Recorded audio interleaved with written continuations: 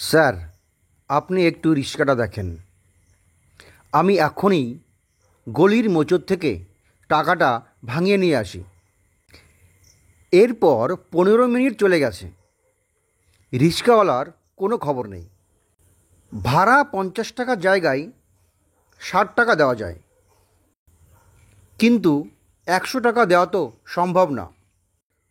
পূর্ব অভিজ্ঞতা থেকে আমি অনেকটাই নিশ্চিত ছিলাম যে মিনিট পাঁচেক পর তিনি ফিরে এসে হাসতে হাসতে বলবেন, স্যার, ভাঙাতে পারিনি। তার এমন হাসির মানেটা হচ্ছে এখন 100 টাকা দিয়ে মানে মানে কেটে পড়েন। তবে আজকে বোধহয় আমার ধারণা কিংবা অভিজ্ঞতা সঠিক বার্তা দিচ্ছে না, কেননা এর মধ্যে প্রায় 20 মিনিট চলে গেলেও তার কোনো খবর নেই। তবে কি পাগল রিকশাওয়ালা 100 টাকা লোভে 20,000 টাকা রিকশা আমাকে দিয়ে গেল, নাকি সে আড়ালে দাঁড়িয়ে আমার গতিবিধি খেয়াল করছে? তারপর আমি যখন একসময় বিরক্ত হয়ে চলে যাব, তিনি তখন রিকশা নিয়ে চম্পট দেবেন। ঘড়িতে তখন রাত 9টা। আজ প্রচণ্ডই শীত পড়েছে। রাস্তায় লোকজন নেই বললেই চলে। মাঝে মধ্যে সাই সাই শব্দ করে গাড়ি ছুটে চলছে, আর ব্যাকুব আমি নির্জন রাস্তায় রিকশা ভাড়া দিচ্ছি। বাড়ি থেকে বের হওয়ার সময় মিলি বারবার বলছিল, বসের ছেলের জন্মদিনে তোমার কাজ কি?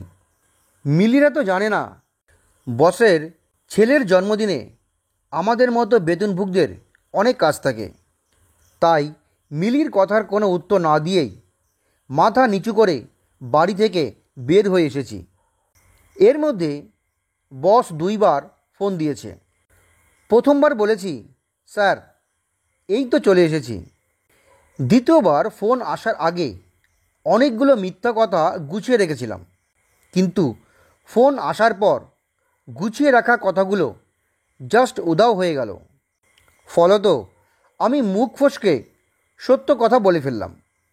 স্যার কয়েক সেকেন্ড চুপ করে থাকলেন, তারপর ভারী গলায়, তুমি একটা গাধা বলেই আলগোছে ফোনের লাইনটা বিচ্ছিন্ন করে দিলেন। আমারও কেন জানি আজকে নিজেকে গাধা গাধাই মনে হচ্ছে। এদিকে প্রায় 1 ঘন্টা পেরিয়ে গেছে, আর কিছুক্ষণ পর হতে মিলি ফোন দেওয়া শুরু করবে। নিজেকে খুব অসহায় বোধ হচ্ছে। কিছুক্ষণ আগে 2জন টহল পুলিশ এসে বলে, অনেকক্ষণ ধরে লক্ষ্য করছি আপনি রিকশার সামনে দাঁড়িয়ে আছেন। ঘটনা কি? রিকশার ড্রাইভারকে কিছু কিনতে পাঠিয়েছেন নাকি? আমি থতমত গলায় কিছু বলতে গেলেই তারা আমাকে থামিয়ে দিয়ে বলে, কেনা হয়ে গেলে তাড়াতাড়ি চলে যাবেন, আর একটু পরে বস টহলে বের হবেন। তখন কিন্তু হাতে মাল পেলে রেহাই নেই। পুলিশ ভাইদের কথা শুনে আমার মাথা ঝিমঝিম করে ওঠে। আমি আকাশের দিকে তাকিয়ে ভাবি, তারা আমাকে কোন মালের কথা বললেন। আমার সে ভাবনা তল খুঁজে পায় না। যা চিন্তা করেছিলাম। মিলি ফোন দিয়েছে। মিলিকে মিথ্যা কথা বলা মানে নিজের পায়ে নিজে কুড়োল মারা। সঙ্গত কারণেই আমি মিলিকে শান্ত গলায় সব খুলে বললাম। অতঃপর মিলি চিৎকার করে আমাকে যা বলল তা শোনার জন্য আমি মোটেও প্রস্তুত ছিলাম না। মিলি বারে বারে বলে, আরে বেয়াকুব মানুষ, ওইটা তো চুরির রিকশা, এখন তো তোমাকে পুলিশ ধরে নিয়ে যাবে। আমি কিন্তু ভুলেও তোমাকে থানা থেকে ছাড়িয়ে আনতে যাব না। এবার প্রচণ্ড শীতেও আমার শরীর গরম হয়ে ওঠে, কপালে ঘাম জমতে শুরু করেছে। আসলেই তো আমি যদি বেয়াকুবই না হতাম, তাহলে এই বিষয়টা আমার মাথায় আসলো না কেন? আমি বুঝে উঠতে পারি না, আমার এই অপেক্ষা 50 টাকার জন্য, নাকি গরিব সেই রিকশাওয়ালাকে আশু বিপদ থেকে রক্ষা করবার জন্য।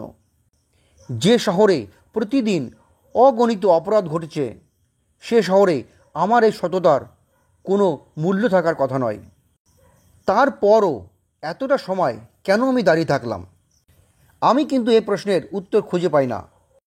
ফলত আমি 50 টাকার মায়া কিংবা সততা নামক বায়বীয় গুণের বিষয় ভুলে গিয়ে বাসায় ফিরে যাওয়ার সিদ্ধান্ত নেই।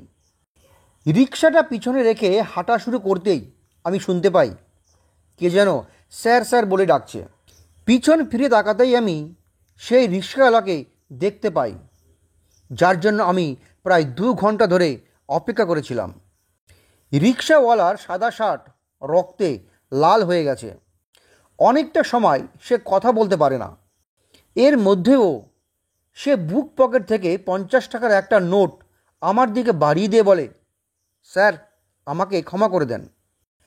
আমি তাকে বলি, ভাই, আপনার কি হয়েছে? আপনার শার্টে এত রক্ত কেন? তিনি হাঁ করে দম নিতে নিতে বলে, এ রক্ত আমার শরীরের না স্যার। আমি অবাক স্বরে বলি, তবে কার? আমি গলির মোচড়ে চা দোকান থেকে যখন টাকা ভাঙাচ্ছিলাম, তখন হঠাৎ করে একটা বাচ্চা বাবারে মারে মরে গেলাম রে বলে চিৎকার দিয়ে ওঠে। আমি রাস্তায় তাকাতেই দেখতে পাই আমার মেয়ের সমান একটা মেয়ে রাস্তায় শুয়ে আছে। মেয়েটার পায়ের উপর দিয়ে গাড়ির চাকা উঠে গিয়েছে। আমি কাছে যেতেই আমার গলা জাপটে ধরে বলে, বাবা, আমাকে বাঁচাও। বলেন স্যার, কেমনটা লাগে? আমি কিন্তু স্যার তখন আপনার আর আমার রিক্সার কথা একেবারেই ভুলে গিয়েছিলাম।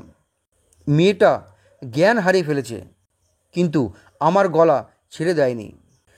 তারপর ওকে নিয়ে মেডিকেলে গিয়েছিলাম। আমি তো মনে করেছিলাম পা কাটা পড়বে, তবে তেমন বড় কিছু হয়নি। পায়ের পাতার উপর দিয়ে ছোট গাড়ি চাকা গেছে, পায়ে ব্যান্ডেজ করে দিয়েছে, জ্ঞানও ফিরছে। তারপর হঠাৎ করেই আপনার আর রিক্সার কথা মনে পড়ল। বলেন কি? জি স্যার। সেই চা দোকানদার বলল, মেয়েটার নাকি বাবা মা নেই, মার্কেটের বারান্দায় ঘুমাতো, এ দোকান ও দোকান থেকে চেয়ে চিনতে খেয়ে কোনো রকমে বেঁচে আছে। বলেন স্যার, এরকম কথা শুনলে মাথা কি ঠিক থাকা যায়? এখন মেয়েটার কি হবে? কী আবার হবে? রিক্সা গ্যারেজে জমা দিয়ে আবার মেডিকেলে যাব। আমি আপনাকে বললাম না যে মেয়েটাকে একদম আমার মেয়ের মতো দেখতে। ওর যদি সত্যি সত্যিই বাবা মা না থেকে থাকে, তবে ওকে আমি আমার বাড়িতে নিয়ে যাব। আমার মেয়ে যা খায় তাই খাবে, যা পরে তাই পরবে। ভাই, আমি কি আপনার সাথে যেতে পারি? অবশ্যই পারেন। আমরা যখন হাসপাতালের বারান্দায় দাঁড়াই, তখন মেয়েটি ব্যথা যন্ত্রণায় চিৎকার করে কাঁদছে।